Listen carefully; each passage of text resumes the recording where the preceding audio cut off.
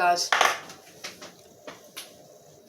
So in this video, I'm going to talk about perceived threats versus real threats in relationships, okay?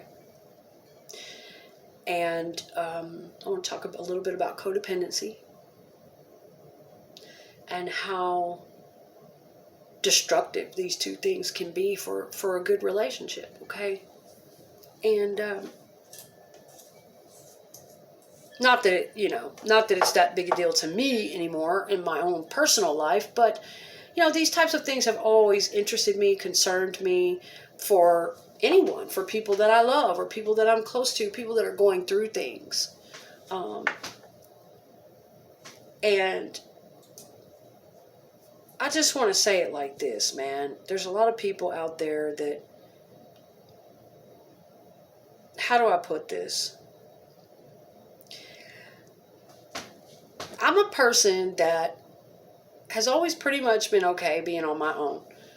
I don't just have to be in a relationship, okay? But I do have codependency issues because of the way I grew up, the abuse issues and the trauma issues that I had, the way I was programmed as a kid, and the things I went through. I do have codependency issues, which would mean self-esteem issues, insecurity issues, dependency on relationships in a certain type of way. Now, I want to say this about codependency. It's not one size fits all. I think it falls on a spectrum for people, just like narcissism does and just like addiction does. I think all of those things fall in degrees.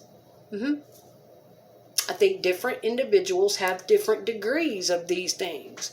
So, when you say I'm a codependent or I have codependency issues or, whatever, that could mean a lot of different things. It doesn't just mean, oh, you're that one label. I know what that is. No, it is different. It's unique and specifically to each individual person, depending on them, what they've been through, what they've been exposed to, all that, okay?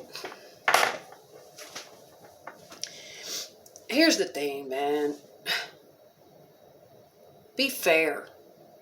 Be mindful. That's the only thing I can say. My videos are really just for educational purposes, just spreading my feelings, perspective, experiences. I can't be responsible for what happens outside this video, what you do, but my own personal perspective is be fair and be mindful. If you're going to be in a relationship or a partnership with someone, be mindful. Be mindful of your issues and what belongs to you. And don't put that on your partner. See, a lot of people make the mistake of thinking that when they get into a relationship, it's their fucking partner's job to take on all that shit. It's not. It's not.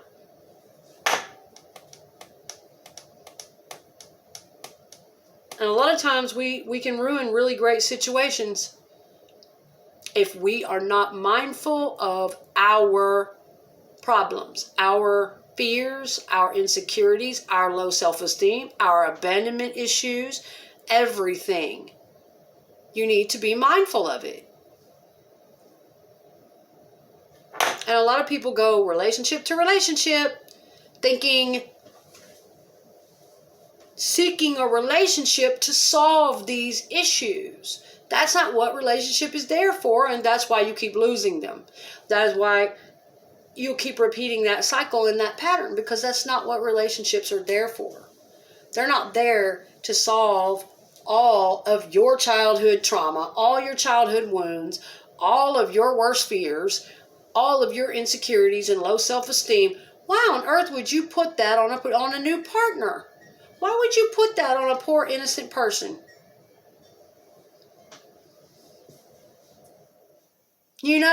To me, and I've had to do a lot of growing to do over the years, trust me.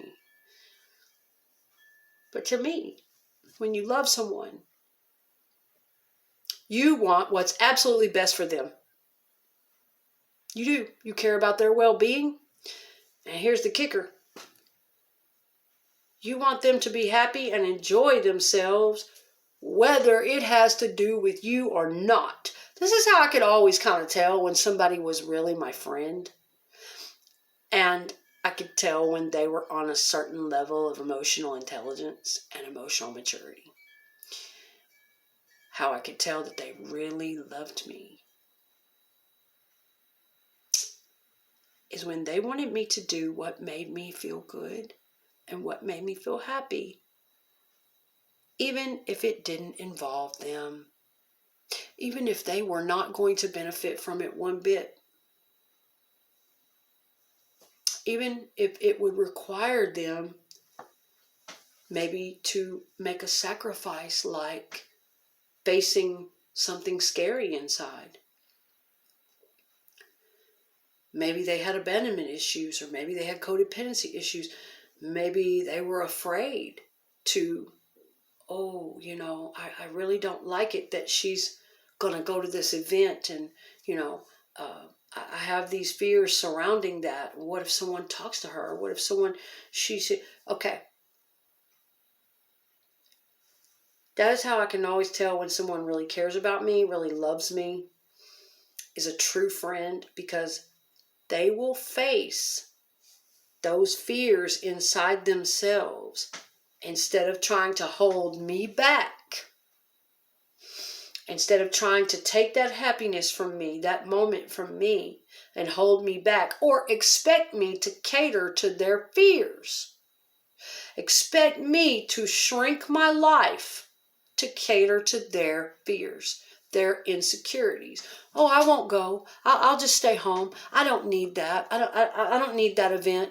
I don't need to go around anybody. I don't need, Okay, that's how I could always tell when someone truly cared, truly on a good, healthy level of emotional intelligence and maturity, when they actually wanted me to enjoy myself, be happy, have healthy experiences apart from them, even when it didn't include them.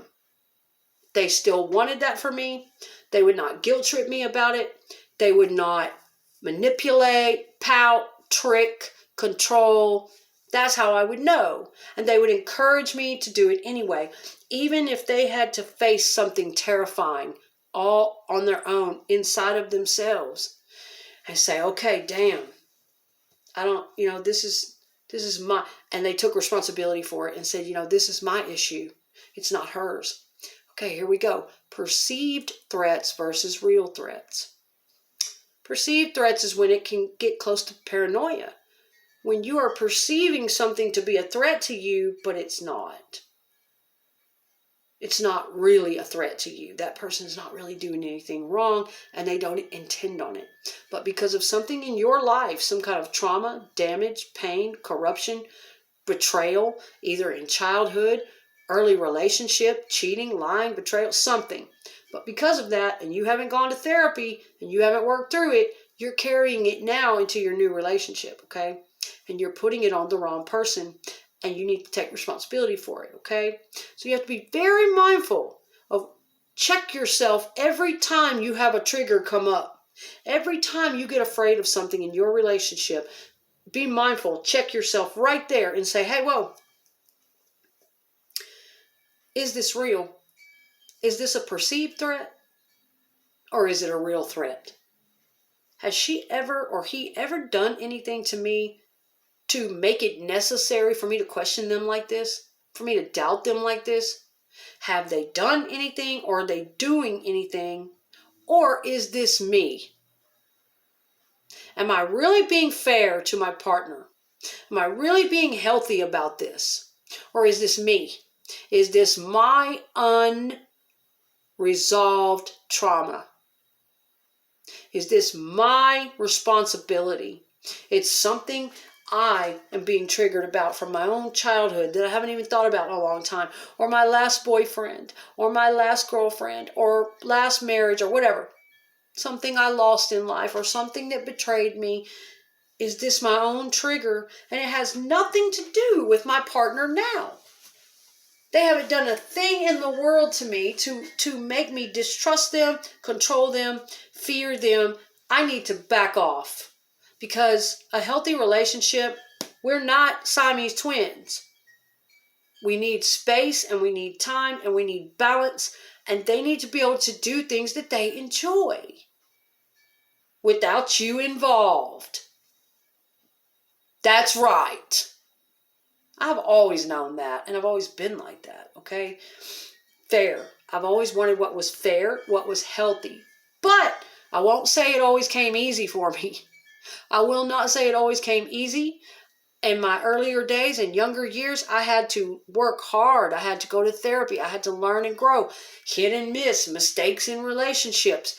Oh, yes, I've often suffered from self-esteem issues, insecurity issues, jealousy issues, anxiety, all kinds of things, of course.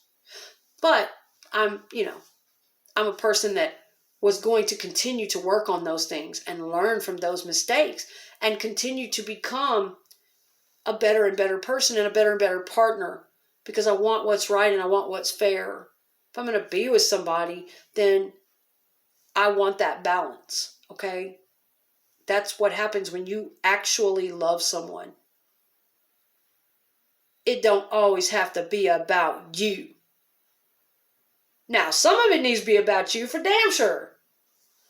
Fuck that one-sided shit, but you get what I'm saying.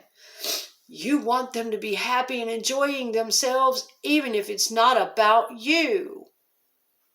You're like, great, I hope you're having a wonderful time.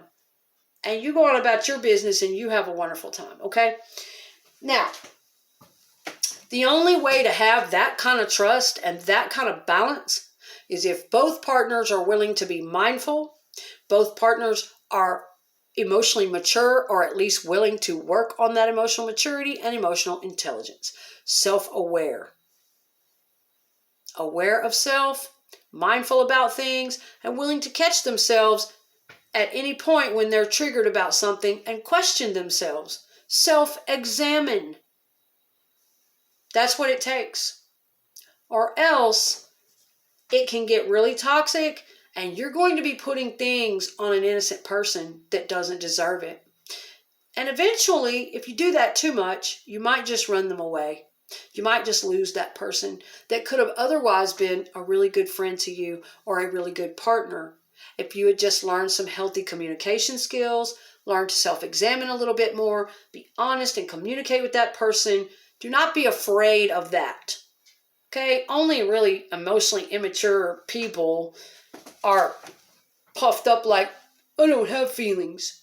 I don't talk about stuff like that. I'm tough. Look, go take another turn on the slide or the merry-go-round and come back to me, talk to me when you've grown the fuck up. Okay? Get real. It is what it is. I don't think it's tough. I don't think it's sexy. And I don't think it's cute. Not impressive. Learn to communicate, okay? Male or female. That's impressive. Learn not to fear your vulnerability. That's impressive. Being able to be vulnerable and communicate your deepest of emotions is about the strongest and most powerful you can get. Because only people that know that they can catch themselves, only people that have a certain amount of self-confidence and they've worked on it, can be vulnerable like that.